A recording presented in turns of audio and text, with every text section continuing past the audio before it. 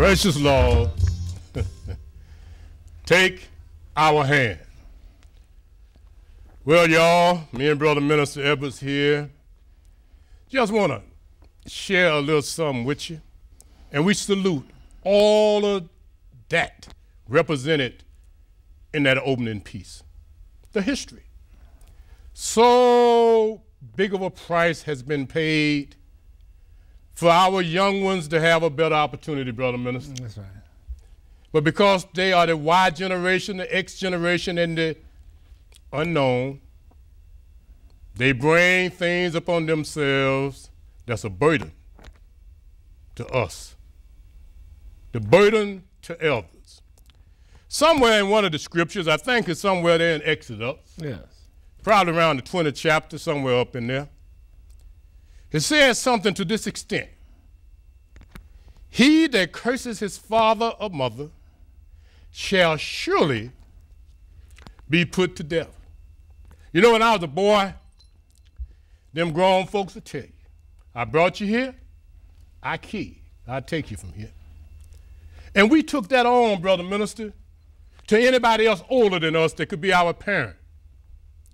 So the other day when I was looking at television and listening to the radio, and I saw where an ex-Marine, a good Christian Negro, you understand? Truck driver, a community grandfather. They say he looked out for the community, Brother Edwards. Yes, sir. Everybody knew he loved his yard. See, I got 3 neighbors like that. One of them is 74. I ain't gonna call his name. Man, he loved his yard so much that he cut mine. Then he cut the next person's yard. Now it's done caught on. They get out there sometime in the morning, 7:30 in the morning, be making me get up because I be feeling guilty.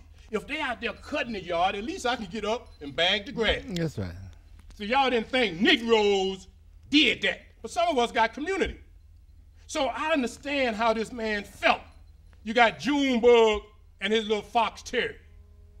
Everybody know how he and his wife take care of his yard, and then you gonna let your dog piss or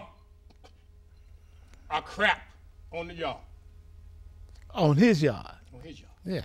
The man got signs letting you know, be cool, just spare me. Yeah, this feel like a commentary because I want to lay the foundation because see, what happened there didn't have to happen. But Junebug, you better leave the elders alone because precious Lord, he gonna take your life. And sometimes he'll take your life through an elder, but it's your disrespect for the elders that allows you to think you can do what you want to do, Junebug, and folks tired.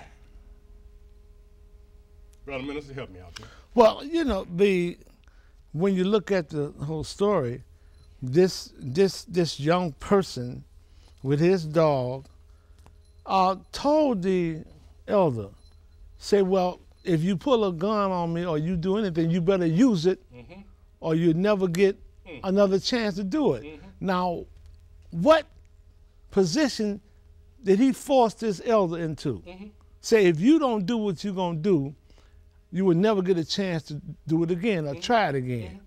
He had no choice. And I tell you the truth. Even if he had a choice, he should have done what he did. Boy, gal, if you get disobedient and get flip-willy with your parent, number one, and other people your parent age, in the scripture that your parents say they believe in, it tells you very clearly that you should surely die. And now we got an example of that. Now, I'm not saying that all old folk like me should go around and get up and start killing these young'uns. But I'm saying, young'un, you better stop threatening and challenging older people. Because fear will make us do a lot of things. I understand the boy might have even tried to get physical with the man. Yeah, he did. He did. He went all out on a challenge. And see, that goes back to what was his upbringing. That's right. You see, it goes back to when this person was conceived or when this person was brought into this atmosphere.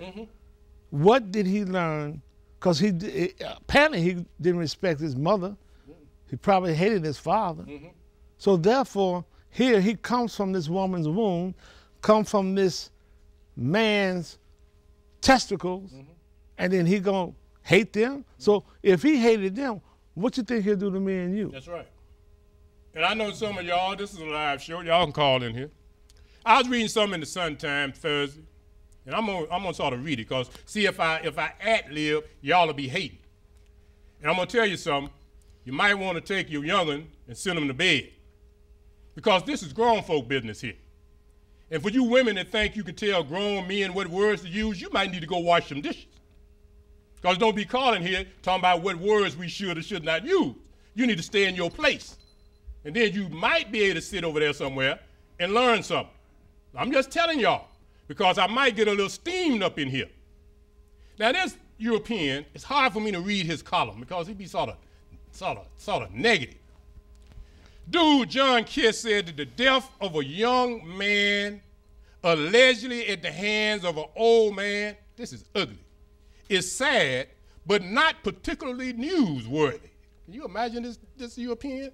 Not in the metropolitan Chicago area where hundreds of men, young and old, are killing each other every year. Now this white boy that put that headline up there about how a beautiful lawn is worth to die for. White columnists go on to say, but this incident here involves two American touchstones. The lawn as an icon and our love for our dogs. Now he don't see it newsworthy that an older man had to kill a young boy, but he think that the lawn and the dog is the only reason he should have a commentary. Boy, you Europeans, no wonder we gonna get to y'all in a minute with that wasp, because y'all done lost y'all mind too. He goes on to say that the conflict between these eternal combatants, talking about the ground, because the dog pee on the ground, and sooner or later the ground smack back, often involves psychological warfare, but don't usually end in death. Now, I didn't write that, but I think there's a lot to what that man wrote. It wasn't newsworthy that out in University Park, a senior citizen or elder is in jail for a $3 million bond for killing a boy, but this man is an ex-Marine. This is an upright citizen. This is not a criminal. But yet you put $3 million to keep him in. Where he going? He ain't going nowhere. He might try to go to heaven, but he ain't gonna try to go nowhere else. But yet you wanna put him in a position and treat him like a criminal. And then the only reason it's newsworthy is because white folk talks about the lawn. And the dog. And the dog. But not about the life of black men. All right, y'all, get busy. Y'all can call in here when you get ready. Brother Minister, I'll tell you something. I ain't gonna say much more on this, but I do know that my neighbor, he's retired. He be out there in that yard because he love his yard. My other neighbor, she 50. Man, I done told her. Sometimes she get that move on, she make everybody in the house come outside and start working the yard. That's right. And then there's another neighbor, you understand me? This is on the west side in Austin. There's another neighbor, he worked 3 jobs. He's a young dude, about 38. He get up early in the morning on Saturday. He cut his back and his front, and then he come on down.